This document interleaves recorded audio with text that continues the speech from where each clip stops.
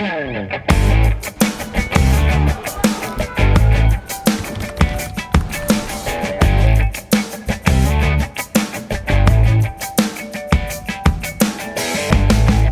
programa de hoje, vamos conversar com o professor Marcos Urupá. Ele é professor da Faculdade de Comunicação na área de jornalismo na Universidade de Brasília. E conosco vai falar sobre a internet no Brasil, né? Os desafios nessa área tão importante, sobretudo quando a gente pensa também em relação às políticas públicas. E falar sobre as tecnologias de informação e comunicação, como também as redes e mídias sociais digitais, né? Alguns dos assuntos que vamos tratar aqui hoje. Seja bem-vindo, professor Marcos Urupá, ao nosso Espaço Cidadão.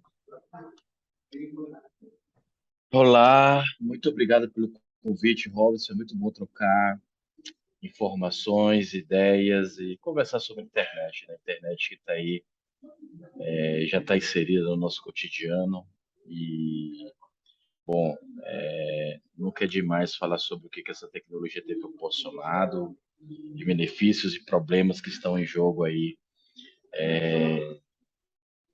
a partir da, da absorção dela pelas pessoas, né? Então, eu agradeço demais o convite e é um prazer conversar com você sobre isso.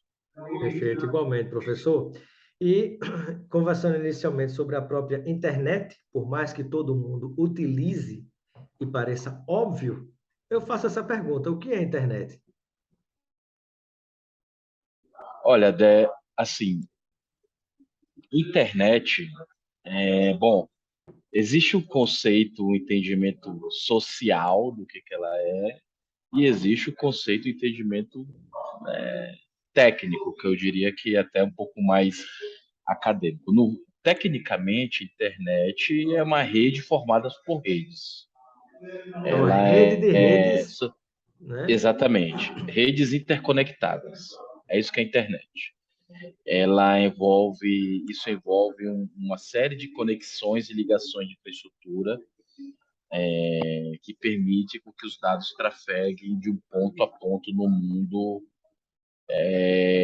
a partir de redes interconectadas. Então, tecnicamente falando, o nome internet, ela vem disso. Inclusive, nós temos até um documento no Brasil chamado Norma 4, que ela, ela aponta um conceito do que é a internet, né?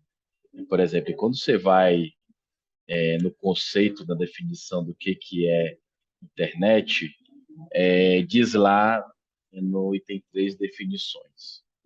Nome genérico que designa o conjunto de redes, meios de transmissão e comutação, roteadores, equipamentos e protocolos necessários à comunicação entre computadores, bem como software e dados contidos nesses computadores. Então, isso é um conceito técnico de internet, né? Digamos É, assim, essa é a rede.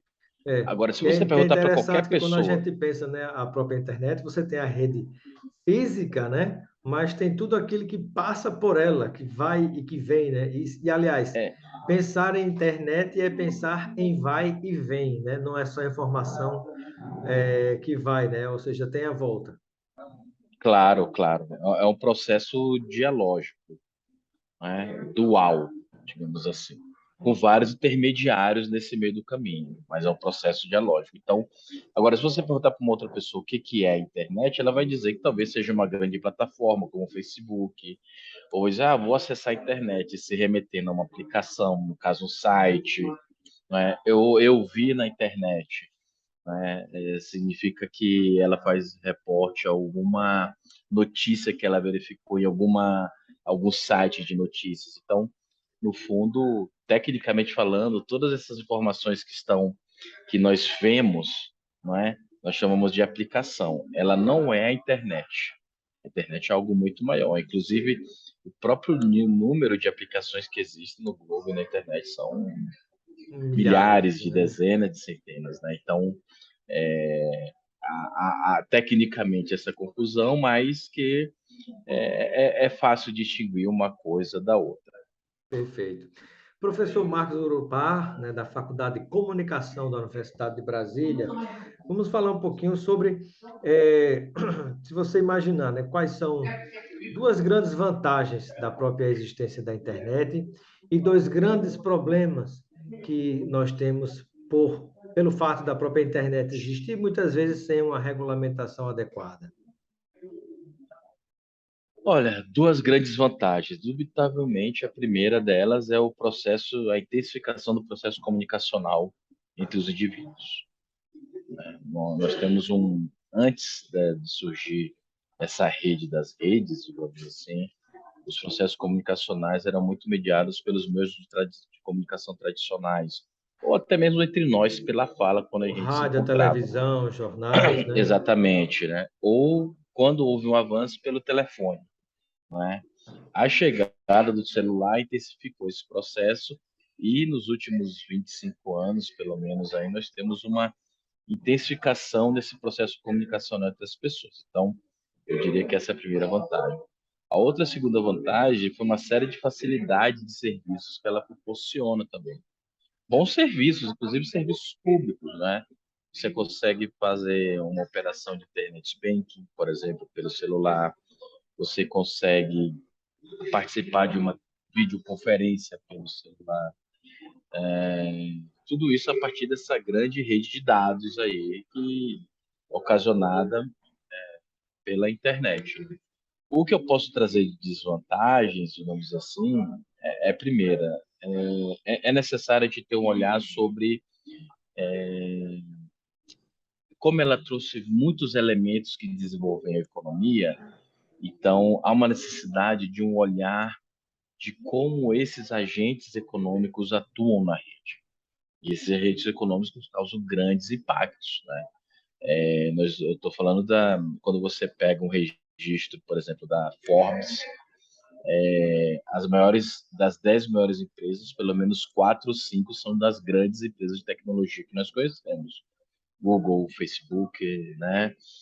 Alphabet, E enfim, Apple, pertencem a poucas pessoas na Microsoft, prática, né? Microsoft, né? Então, a internet possibilitou o surgimento desses conglomerados que acabaram, de alguma forma, reproduzindo monopólios que já existiam anteriormente nos meios de comunicação tradicional, né? Afinal, você não tem uma televisão, né? Você tem um programa de televisão que trafega numa televisão, por exemplo, né? Eu não tenho um jornal, mas quantas pessoas têm jornal no Brasil, né? Quantas pessoas têm canais de televisão? Então, nós vivemos um sistema de monopólio, onde hoje nós estamos vivendo algo muito semelhante, só que com outros contornos, né? Inclusive mais dinâmicos até, também na camada de aplicação da internet. Então, Isso é importante até esclarecendo para o e nosso telespectador, né? Quando muitas vezes se falava, os veículos de comunicação de massa, rádio, televisão, jornal, que às vezes, de certa forma, manipulava ou formava a opinião das pessoas, né? Tinha muita interferência sobre o que alguns chamam de opinião pública. Aí hoje, é importante a gente encarar também essas tecnologias de inovação e comunicação, essas plataformas de rede e mídia digitais, né? Como Instagram, Twitter, Facebook e tantos outros. Na verdade, elas são veículos de comunicação e que hoje estão cumprindo também essas funções, né? Positivas e negativas. Agora, talvez algo mais preocupante, eu gostaria de ouvir um comentário seu, seja o fato de que de um certo modo, nós tínhamos um relativo controle de veículos de comunicação quando pertencem ao próprio, quando estão inscritos dentro do próprio país, né? Submetidos à legislação do país. Hoje você tem essas empresas de redes e mídias sociais digitais que, na verdade, elas são empresas privadas de outros países e que não se submetem, né? Ou muito raramente se submetem à nossa legislação e estão fazendo comunicação sem um controle devido, diferenciando completamente o que é controle do que é censura, né? Só abrindo o seu microfone, professor, e pode deixar isso, aberto desculpa. permanentemente, tranquilo. Tá bom. Não, então, exatamente, né? No fundo, hoje, essas grandes plataformas se comportam como também meios de comunicação, né, como agentes intermediadores de um processo de uma grande arena pública, não é? Não à toa as grandes estratégias eleitorais hoje, Robson, passa por analisar o funcionamento dessas plataformas e ver maneiras de decidir, observando que o resultado ali ocasionado vai causar uma inserção no debate público também. Então, nisso você está corretíssimo. E observe que há uma mudança também na estrutura de modelo de empresa que essas empresas são, não é? Você sempre teve empresas multinacionais globais. Grandes empresas de carros, por exemplo, sempre foram isso, né? Empresas de petroquímica, de, né, Bayer, BASF, 3M, Ford, Volkswagen, não são empresas brasileiras, né? Agora, de uma maneira diferente, elas possuem sede nos países onde elas estavam.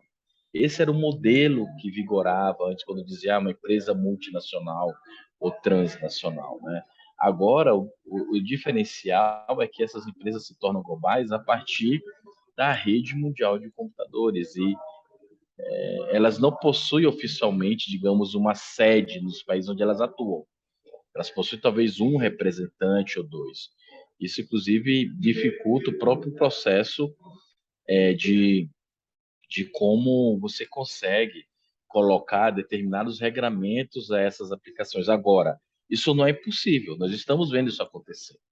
Há um debate posto, e aí é um ponto que eu quero entrar, que quando nós falamos de regulação, primeiro que eu acho que a gente tem que ter cuidado, nós não podemos falar de regulação na internet, nós podemos falar de regulação de plataformas, Isso, de redes e mídias né? sociais digitais, né? principalmente, né?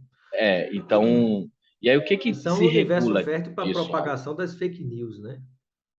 E o que que se regula disso, Robson? Mercado. Olha, por exemplo, os dois últimos atos da União Europeia, o DMA e o DSA, que nada mais são do que políticas e medidas voltadas para essas empresas globais, geralmente quase todas americanas, de como elas devem se comportar em relação à publicidade, à proeminência de conteúdos, à transparência algorítmica, a modelos de moderação de conteúdo com os usuários europeus. Então, nós estamos vendo a Europa e está mostrando para a gente que em determinados aspectos é possível você criar mecanismos que venham a coibir práticas anticompetitivas dessas empresas quando elas estão atuando com usuários europeus, aqui, digamos, no caso, a palavra, não sei se solo europeu eu queria, mas na área da União Europeia, digamos assim. Então, é possível fazer isso, né? Então, cabe aqui no Brasil a gente ter um olhar atento para isso também. E esse é um ponto importante, porque muitas dessas empresas elas têm afetado com seus modelos de negócio mercados nacionais. Cito aqui o grande exemplo, no caso, quando nós olhamos o mercado de streaming, né? Nós temos o mercado no Brasil de TV por assinatura, que é de serviço de acesso condicionado, mas que está sofrendo abalos, inclusive de modelos de negócios, a partir da chegada das grandes plataformas de streaming internacionais do país. As empresas que. E aí Como você Amazon, tem Netflix e outros, né? a Amazon, Netflix, HBO Max, Disney e tantos outros, né? E como é que É, ficam as empresas brasileiras, o mercado brasileiro, a então, situação do consumidor brasileiro, cada vez mais exatamente. submetidos a um competidor que vem de fora, com muito mais facilidades e sem regras em relação aos que atuam no Brasil, não é? É uma concorrência totalmente desleal. Não é uma prática competitiva de igual para igual. Não é. É uma prática. Porque, por exemplo, se você observar o princípio do serviço, o serviço é o mesmo. O quê? Eu acesso o conteúdo daquela plataforma de streaming se eu pagar aquela mensalidade. É o mesmo princípio que vigora no serviço de TV a cabo, de TV por assinatura. Eu tenho um acesso ao conteúdo de TV por assinatura se eu pagar mensalmente para ter acesso àquele serviço. Então, o princípio do negócio é o mesmo. Muda talvez um que é o stream, é o vídeo on demand, e o outro é um canal linear, mas o princípio colocado, que é o acesso condicionado, são comum às duas empresas. Só que uma, por exemplo, é uma empresa nacional, com atuação nacional, que possui uma série de medidas regulatórias e de compromissos tributários, por exemplo, e a outra não.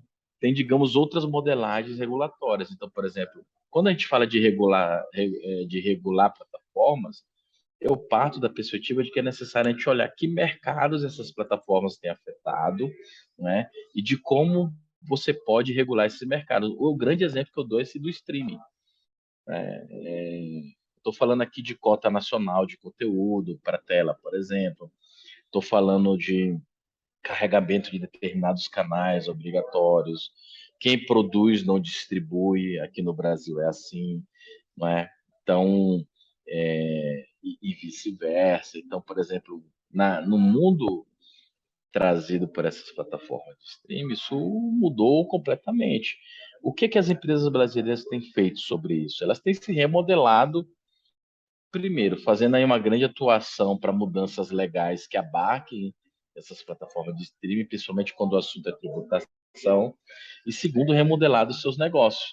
Nós ainda temos 13 milhões de pessoas que têm acesso ao serviço de TV por assinatura, por exemplo, mas, por outro lado, essas próprias empresas estão também criando suas plataformas de streaming para permitir que o consumidor acesse determinados serviços por ela também. Então, é uma remodelagem econômica e de mercado dessas empresas, né? Eu estou citando só esse exemplo, mas existem tantos outros mercados, né? Por exemplo, quando você compara o que que é a Amazon, né? Várias denúncias, né, da Amazon, porque a Amazon ela é o grande marketplace, né? Ela tem produtos tanto dela, mas muitos produtos de terceiros ali. Mais ou menos o que algumas empresas de varejo no Brasil tentaram fazer, ou tentam fazer aqui também. Eu posso ter lá e oferecer meu livro, e esse livro não necessariamente ser da empresa Amazon, mas é de meu que eu oferto no site da Amazon. A Amazon pega, e isso já é detectado numa prática anticoncorrencial, consegue observar aquele produto, comprar o produto, muitos casos, vendê-lo mais caro, né? Ou então colocar ela mesma o produto igual para concorrer de maneira mais barata com alguém que está usando a plataforma dela como uma intermediária de venda. Isso é uma prática de concorrencial tremenda, isso já é diagnosticado também, né?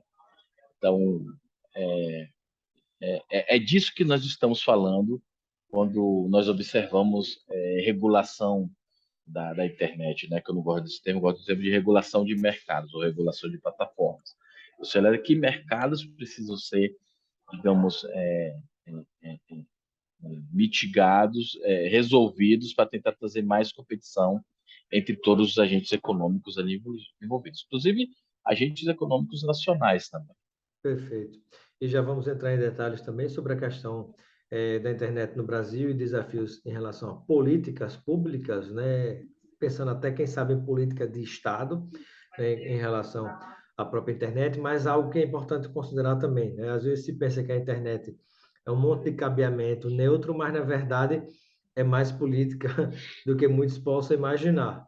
Quando a gente pensa, inclusive, onde é que está a sede, né, da raiz, da mãe da internet, vamos falar assim, do coração da internet, ele está num país específico, nos Estados Unidos, né? E isso, por mais que hajam observadores internacionais e tentativas de controle, de se discutir, né, ainda assim, há que se ter muito cuidado, né, sobre o que se consegue rastrear informações até de outros países e de pessoas a partir da internet, né? Como a gente já viu vários casos e vários escândalos dos Estados Unidos rastreando tanto o Brasil quanto vários outros países, né? Eu gostaria de um comentário seu sobre isso, antes da gente ir para a parte de políticas públicas e finalizar. Olha, esse é o problema grave, por isso que os países nacionais aprovaram leis de proteção de dados, no sentido de tentar prever obrigações a essas empresas de como os dados pessoais são tratados. Então, é o desafio posto hoje, porque o dado, Robson, tá? Ele tá desde a portaria da sua academia, do seu condomínio, quando você põe ali o seu dado biométrico, aquilo está no servidor guardado, não é? Até os grandes dados armazenados em grandes bancos de dados públicos. CadÚnico, no caso do Brasil, por exemplo, não é? SERPRO, da INSS e por aí vai. Então, nós nunca paramos ou deixamos de produzir, ou houve um momento em que não se coletou dados na história.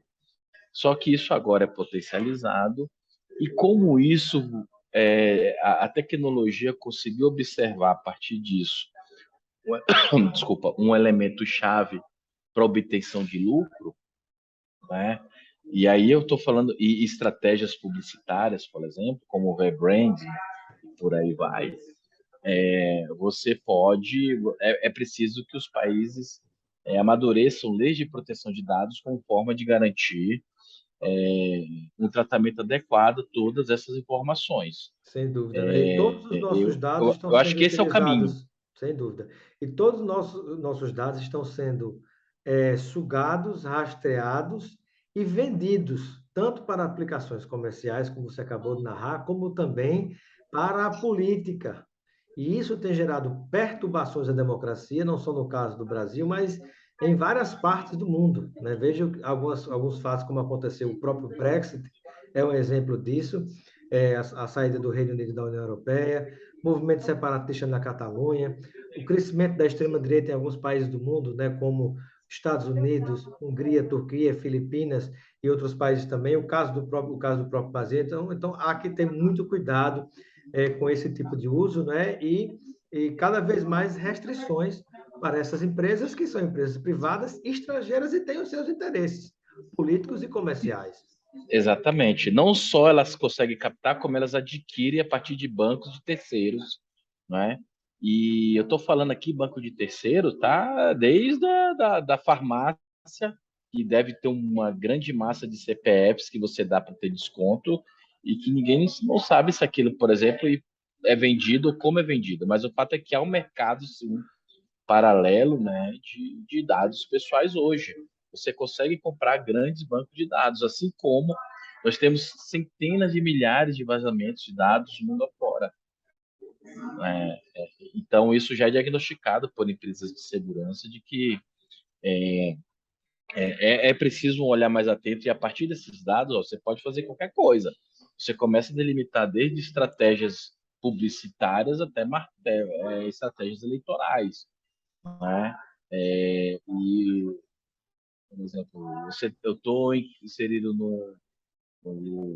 fiz o cadastro numa creche da escola da minha filha, e do nada, um belo dia aparece uma parlamentar daqui do Distrito Federal me mandando uma mensagem falando que teve acesso ao meu cadastro, a meu dado, meu telefone a partir do meu cadastro naquela escola, naquela creche, no programa público, enfim, da creche pública, da escola pública. Então, é muito danoso. E isso Invasão de permite. privacidade. Não, e como isso é trabalhado, né? Começa a receber material, panfleto, tinham convites para reunião, né? Então, há toda uma estratégia elaborada em cima disso, e, claro, nesse bojo vem o que você pontuou, conteúdos desinformativos, né? Sem dúvida. Fake news, entre outros, né? Fake news e por aí vai. Então, a partir do acesso aos conteúdos. Porque, veja bem, Robson, o dado sozinho, se você pegar uma planilha, ela vai te dizer pouca coisa se você não definir uma estratégia de uso e não utilizar determinadas formas de Big Data. Planilhas sempre existiram planilhas. Queres ver um banco de dados maior do que o sistema bancário, cartão de crédito? Sempre existiu, nos Tudo antigos isso por armários. O causa da problema é que isso internet, não era. completamente vulnerável também, né? Só que isso não era sistematizado. Não tinha o setor daquelas repartições ou dessas empresas que olhavam e faziam o cruzamento daquelas informações. Hoje, no ambiente digital, isso é feito quase em tempo real. Coleta, tratamento, processamento e geração de conclusões. Ou seja, gera uma, olha, A esse partir da aqui, interpretação esse dos dados. cara é isso aqui, o perfil dele é esse, a mensagem para ele é essa. Então, há uma potencialização desse processo que tem ocasionado uma série de malefícios aí. Por isso que é muito importante termos muita atenção aos nossos dados pessoais. Perfeito.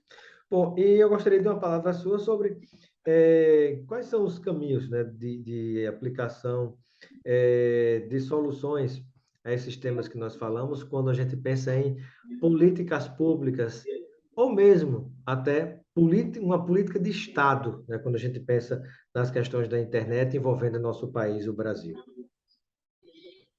Olha só, Robson, essa é a minha especialidade, políticas públicas de acesso à internet.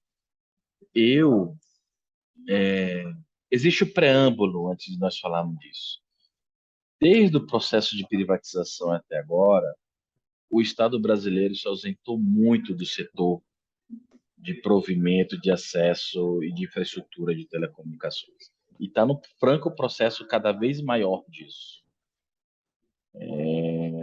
Então, essa infraestrutura hoje, o grande insumo que faz trafegar todas as nossas informações. Então, como elas estão hoje nas mãos de empresas privadas, fica então funcionando até então uma lógica de ampliação dessa infraestrutura, que é o que permite o acesso à internet, a locais onde há possibilidade de rentabilidade. A lógica privada é essa: eu vou investir, gastar dinheiro naquela região que vai me dar retorno. Então, o primeiro ponto, já trazendo uma resposta do que você me colocou, é necessário que tenhamos uma política de Estado com um agente público fazendo essa mediação. E aí, por exemplo, eu particularmente, eu sou um entusiasta da Telebrás. Eu acho que a Telebrás ela pode ter um papel chave nas políticas públicas de conectividade no Brasil. Segundo, nós temos um dos maiores satélites aí do mundo com uma grande capacidade de tráfego de dados, que é o SGDC. A utilizar o SGDC, se bem que ele é um bem finito, o satélite, mas utilizá-lo combinado com outras formas de conectividade, onde você possa combinar fibra ótica com recepção de sinal por antena de satélite para localidades onde realmente haja demanda, né? Áreas rurais, principalmente, áreas mais distantes. Não é? O fato é que nós ficamos muito refém de como essas empresas atuam no mercado, e elas atuam com uma lógica de mercado, e hoje nós temos aí e a pandemia mostrou isso, um grande gap digital. Então é preciso uma ampliação de infraestrutura, não é? E que seja uma infraestrutura, e aí um apontamento que eu faço, observando a linha histórica da evolução desse setor, de que ela seja uma infraestrutura capitaneada por agente público. Que muitas das vezes você pode até fazer investimentos. Olha, vamos ampliar a infraestrutura. Ok. A operadora X vai ganhar um incentivo de não sei de quantos milhões ou bilhões para levar a infraestrutura para o interior do Nordeste. Estou citando aqui um exemplo. Só que aquela infraestrutura vai continuar sendo da operadora. E ela, quando chega no interior do Nordeste, o que ela faz? Ela está ampliando o mercado, ela E está ainda ampliando o vende para público. você, né, de uma E estrutura de internet que cresceu porque ela com investimento público, ainda assim ela vende, né? porque ela chega até aquela escola. A política pública conectar a escola, ok. Mas, meu amigo, eu cheguei com a fibra na ponta da escola. Daqui para eu ampliar essa fibra por toda a cidade e gerar um grande mercado, é bem menos do que da onde eu vim, do que as milhares de Ou quilômetros seja, de incentivo. o Tá investimento entendendo o funcionamento da vira lógica? e mexe quando se fala em mercado, mas quem bota a mão mesmo forte para fazer os investimentos é o Estado, correndo todos Por os isso, riscos, né? E que é um por investimento isso, público, né? Por isso que nós devemos ter investimento público capitaneado por agentes públicos. Algumas pessoas não concordam com isso, acham que isso é algo que não se cabe mais. Eu discordo plenamente. A história está aí para mostrar que é necessário um Estado forte para a atuação de políticas públicas efetivas. Quando nós falamos de política de saúde, quem é que entra no circuito, Robson? O SUS. Quando nós falamos de uma política educacional, quem é que entra no circuito? O sistema de educação pública, Qual né? Seja ele o recurso que que tirou que fez com que se construísse indústrias e refinarias e se retirasse o petróleo do nosso solo, do subsolo, de águas profundas como o pré-sal, é o investimento público, né? Hoje está se entregando quase tudo para o mercado privado. As empresas estão lucrando, não é força de expressão, mais de 800% em relação ao valor que elas investiram, mais de investimento que foi do Estado, que foi investimento público. Hoje a gente poderia estar ampliando o investimento público para ser autossuficiente no refino do petróleo, mas como não é tão lucrativo para as empresas que estão comprando fazer esse investimento, deixa como está e bota o preço lá em cima do combustível, que é o que a gente está. exatamente. E a partir disso, você consegue fazer um delineamento de uma política pública, inclusive, de uma política pública, inclusive, mais permanente, não sazonal, não temporária. Na minha dissertação de mestrado, eu analisei o banda larga popular. E eu observei, houve falhas estratégicas nesse programa, nessa política pública. Porque você colocou a responsabilidade de vender, imagina isso, um plano de R$ 1 um mega para uma operadora privada. Aí o que a operadora fazia? Ela colocava R$ 1 um mega, mas ela colocava, aliás, R$ 1 não, R$ 35 um mega, era na época, né? Ela colocava logo em cima R$ 45 10 megas. O que o usuário vai querer? Por R$ 10 a mais, ele tem quase 20 vezes mais velocidade. Então, era algo muito desleal. Então, o programa não teve saída como se esperava. Não alcançou a meta, por exemplo, de assinaturas vendidas, não é? Então, e logo o Mega se tornou defasado em questão de poucos anos, 2, 3, 4 Inclusive porque anos. quem podia pagar mais tinha mais acesso e os demais que não tinham mais condição de pagar mais ficavam com menos acesso à própria internet, né? Porque o fluxo já estava sendo ocupado por quem tinha mais dinheiro, de algo que veio de Exatamente. investimento público, né? Então Perfeito. esse é só um exemplo para você ver como falta uma outra lógica de mediação. Isso significa que não o mercado privado deve parar de atuar? Não. Não. Mas só que a responsabilidade da política pública tem que ser do agente público. Ele é o responsável por isso. Eu não posso delegar, se eu delegar isso, eu tenho que ter muito boas amarras. Amarras bem amarradas, consistentes, né?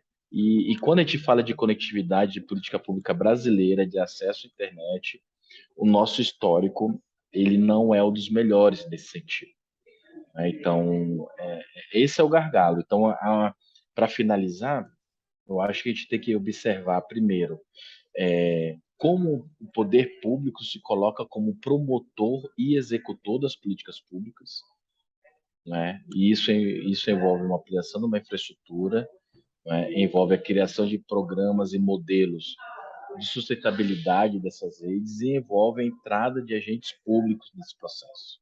Sem isso, sem esses três pilares, a meu ver, eu acho que nós temos aí sérios problemas de acesso de política de implementação de política pública de conectividade no país. Perfeito. Muito bem, eu quero agradecer a participação do professor da Universidade de Brasília, na Faculdade de Comunicação e Jornalismo, professor Marcos Urupá, que trouxe esclarecimentos importantíssimos para todos nós sobre o que é a internet, os impactos e como ela é utilizada no nosso país, seja no campo público, privado e em nossas vidas privadas. Muito obrigado, professor. Eu deixo um momento final para as suas despedidas junto a todos aqueles e aquelas que nos acompanham. Olha, Robson, eu que agradeço. Eu espero ter respondido e contemplado as questões trazidas aqui. eu concluo só afirmando que é necessário termos um olhar mais atento sobre como a internet se tornou um serviço essencial para uma série de acessos aos serviços, inclusive fortalecimento da democracia também, para a participação política das pessoas, e que é necessário, quanto antes, pensarmos uma política, no mínimo, de médio prazo de conectividade no país, que garanta acesso a quem realmente precisa nos locais onde realmente há necessidade. Eu fico muito honrado pelo convite mais uma vez, foi muito bom trocar informações com você, e eu aguardo o próximo, né? Por que não? Sim, sim, em breve, muito breve. Muito Obrigado, obrigado. professor. Até mais. Até.